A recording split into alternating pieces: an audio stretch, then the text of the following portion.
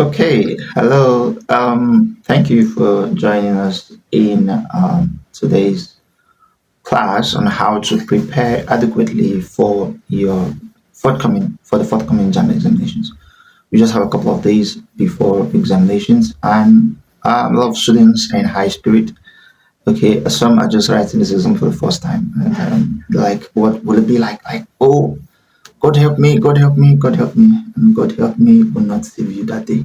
Although you need to pray, but you need to prepare a lot. Okay, now on preparedness, we've talked about the books you need. You talked about, okay, but in this series, we want to talk about the different subjects you'll be taking, especially the science subject. If you're a science student, this video is for you. And take note, if you just coming across the video for the first time, our video, please hit the like button. Okay, subscribe to the channel.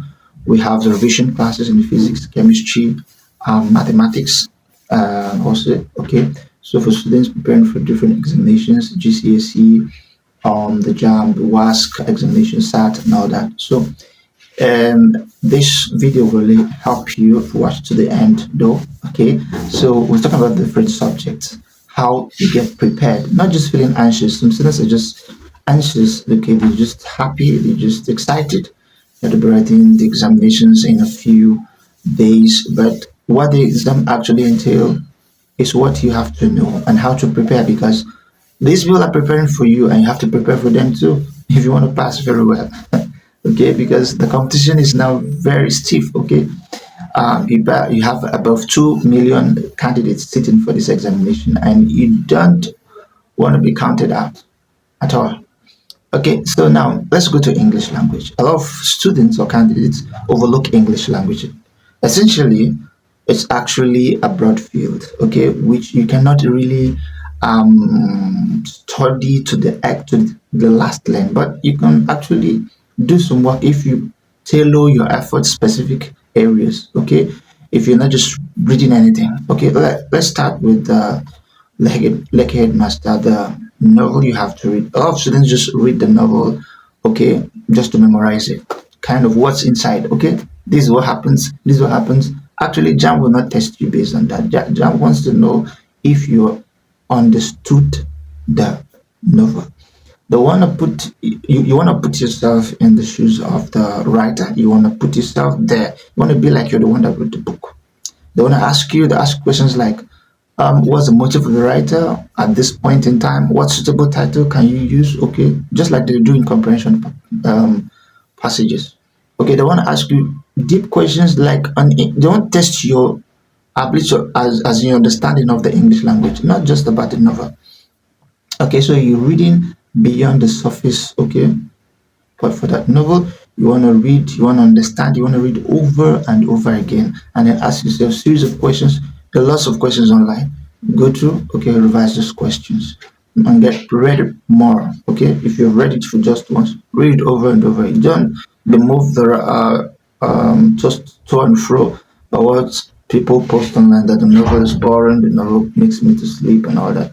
Please, you have to be serious. This is the destiny or future we're talking about here. So now you want to read that over and over again and understand that each scene or each yeah, okay, and then the writer, the mind or the motive, or and then the questions that you may even come across, okay, will test your ability to understand the novel, and then you have to go through line by line. Okay, not just read everything at once, and you may want to judge one or two things as you're reading. That's fine, without being able to remember.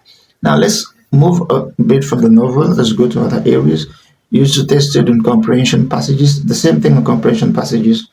They want to know if you really understood the comprehension. The question may not literally come from the comprehension passage. Okay, it may come, okay, based on you understand, because that's what comprehension is all about. Do you understand what you're reading? So it may come like, okay, what other title can be used, suitable title for this passage? Okay, what's the mind of the writer? What's the state of the writer? And all that. Is it a tragedy? Is it a comedy? Is it okay? That you want to answer all that. Okay, so you have to read in between the lines and then understand very well. You have word registers section where you have the dashes and you have the numbers. Okay, you want to fill those numbers. And then for you to answer that section very well accurately, you need to know a lot of words and their origin, their field where they're used, or words used in the law court, words used in the hospital, words used in the scientific research or manufacturing or engineering. Okay, so you have to get used to words registers or just registers. Okay, yeah, words used in different fields. You have to get used to that. Okay, and then you have the synonyms and the antonyms section. Now, why you have to do this on your own, you have to break down the examinations into different sections. That's for English language now. And then revise each section 100% very well.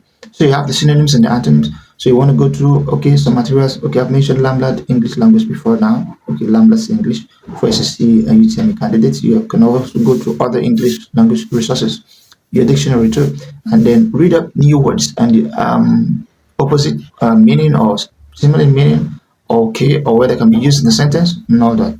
Okay, you want to go through idioms, okay, what they mean, or entire idioms and interpretations.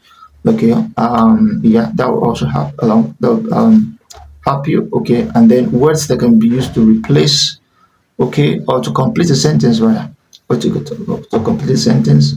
You want to go through that. Okay, essentially the English language doesn't look difficult, but actually you hardly see someone with a very high score in English language. That means you need to put in more work there. Okay, but you have to break down the examination sections, okay, and focus in each area.